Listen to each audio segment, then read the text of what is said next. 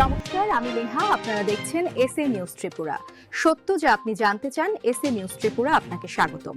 মারাত্মক হুকলাইন এবং বিদ্যুৎ চুরির বিরুদ্ধে টিএসইএসএল কঠোর ব্যবস্থা গ্রহণ করেছে।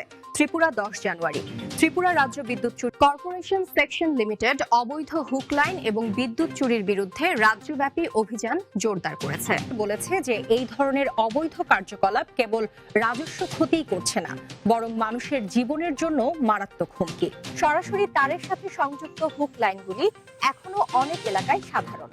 উন্মুক্ত তার, অনিরাপদ সংযোগ এবং বর্ষাকালে ঘন ঘন বিদ্যুৎ স্পৃষ্ট হওয়ার ঘটনা এই ধরনের লাইনের দিকে পরিচালিত করে। বিদ্যুৎ চুরি প্রতি বছর কর্পোরেশনের উল্লেখযোগ্য আর্থিক ক্ষতি করে।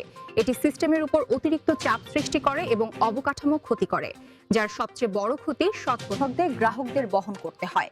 এটি রোধ করতে কর্পোরেশনের ভিজিল্যান্স দলগুলি নিবিড় পরিদর্শন শুরু করেছে। দর্শক বন্ধুরা, এবার আমরা আপনাদেরকে আরেকটি বড় খবর দেখাচ্ছি।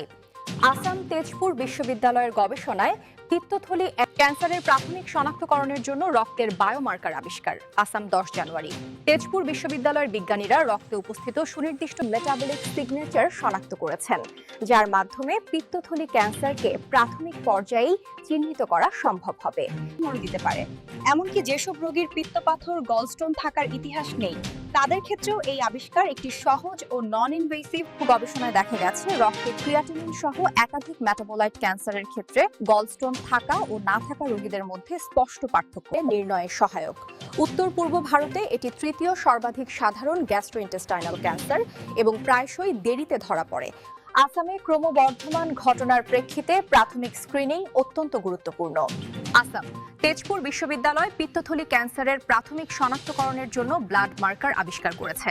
নন ইনভেসিভ ব্লাড মার্কার টেস্টের সম্ভাবনা উত্তর পূর্বের মতো উচ্চ ঝুঁকিপূর্ণ অঞ্চলের জন্য বড় সাফল্য।